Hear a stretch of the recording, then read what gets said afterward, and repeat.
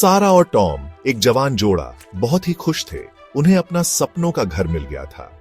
यह एक विक्टोरियन हवेली थी, बड़े से बगीचे के साथ, और कीमत इतनी कम कि यकीन करना मुश्किल था।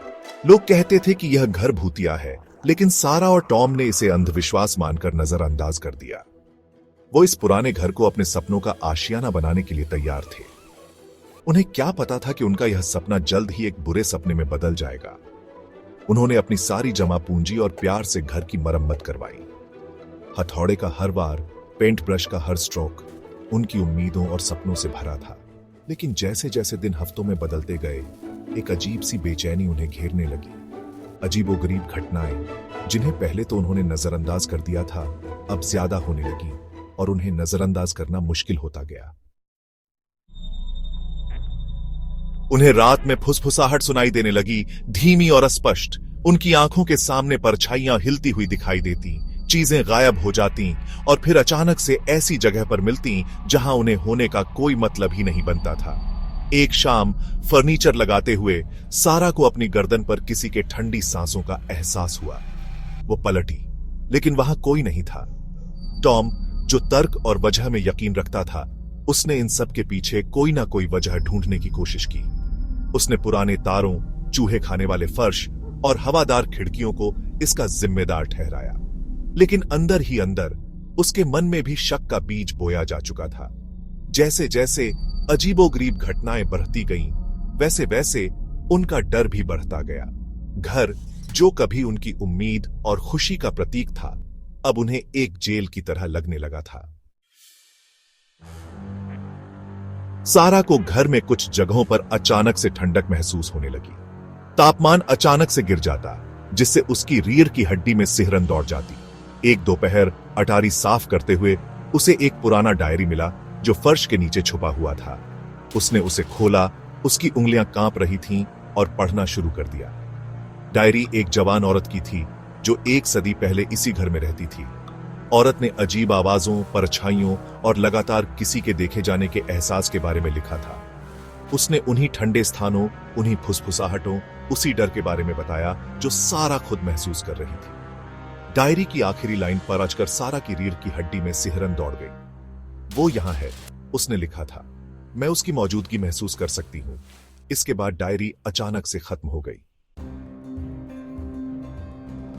सारा के अंदर दहशत फैल गई। डायरी उसके सबसे बुरे डर की पुष्टि कर रही थी।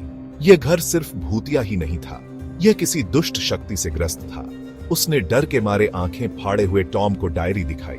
उसने शांत रहने की, उसे समझाने की कोशिश की, लेकिन डायरी ने उसे भी हिलाकर रख दिया था।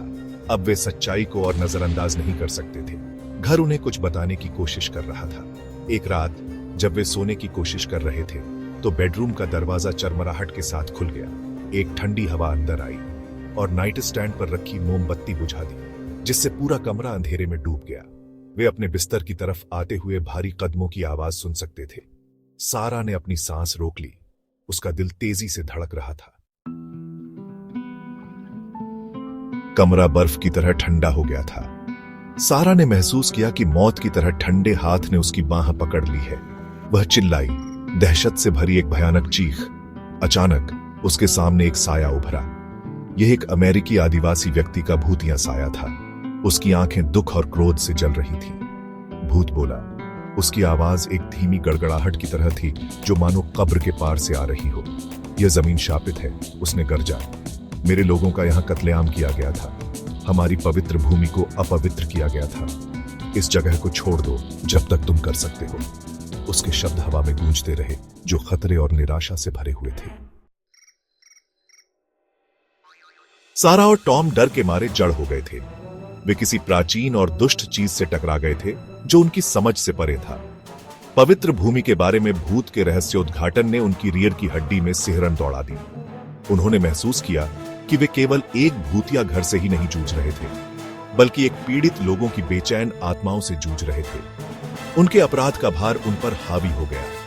वे अपने ही सपनों में इतने अंधे हो गए थे कि वे घर की नींद में समाये हुए दर्द और पीड़ा को देखने में नाकाम रहे थे। भूत की चेतावनी उनके कानों में गूंज रही थी। वे जानते थे कि उन्हें जाना होगा और अभी जाना होगा। अपनी सूझबूझ से काम लेते हुए सारा और टॉम उस कमरे से भाग निकले। वे अंधेरे घर से भागे। उनके दिल उनकी छाती में तेजी से धड़क रहे थे। भूत के शब्द उनके कानों में गूंज रहे थे। वे तब तक नहीं रुके जब तक वे घर से बाहर और सड़क पर नहीं आ गए, ठंडी रात की हवा में हाँफते हुए। जैसे ही वे वहां खड़े थे, अपने सपनों के घर को अंधेरे में गायब होते हुए देख रहे थे, वे जानते थे कि वे कभी वापस नहीं जा सकते। उन्होंने घर तो खरीदा था, लेकिन उन्होंने महसूस किया कि कुछ चीजें अपनी नहीं होती हैं। उन्होंने एक कठोर सबक सीखा था जो उनके साथ हमेशा रहेगा। घर एक बार फिर खाली खड़ा था। उसके रहस्य उसकी दीवारों के भीतर दबे हुए थे। फुसफुसाहट और परछाइयां जारी रहीं, जो उसकी दीवारों के भीतर हुई त्रासदी का प्रमाण थीं। स्थानीय लोग अभी भी पहाड़ी पर स्थित उस भूतिया घर के बारे में बात करते थे, जो अतीत की एक भयावह याद दिलाता था। सारा और टॉम अपने जीवन में आगे भी आज गए, लेकिन अपने अनुभव से हमेशा के लिए डर गए। वे भूत की कहानी का बोझ ढोते रहे, जो इतिहास और पवित्र भूमि के सम्मान के महत्व की निरंतर याद दिलाता था। उन्होंने अपनी कहानी दूसरों के साथ साझा की, उन्हें अतीत की फुसफुसाहट को अनदेखा करने के खतरों से आगाह किया। भूतिया घर एक स्थानीय किंवदंती बन गया, एक सतर्क कहानी जो पीढ़ी दर पीढ़ी बताई और सुनाई जाती रही। अलौकिक के साथ सारा और टॉम की मुलाकात ने उन्हें उस अनदेखी दुनिया के बारे में एक बहुमूल्य सबक सिखाया जो हमारे साथ साथ मौजूद है। इसने उन्हें अतीत की फुसफुसाहट को सुनने, पवित्र का सम्मान करने और यह समझने के महत्व को सिखाया कि कुछ दरवाजे बंद ही रहने चाहिए। उनकी कहानी एक भयावह याद दिलाती है कि कुछ घरों में यादों से ज्यादा कुछ होता है। उनके पास रहस्य, दर्द और कभी-कभी उन लोगों की बेचैन आत्माएं होती हैं जो पहले आए थे। और कभी-कभी सबसे बहादुर काम जो आप कर सकते हैं वह है बस वहां से चले जाना।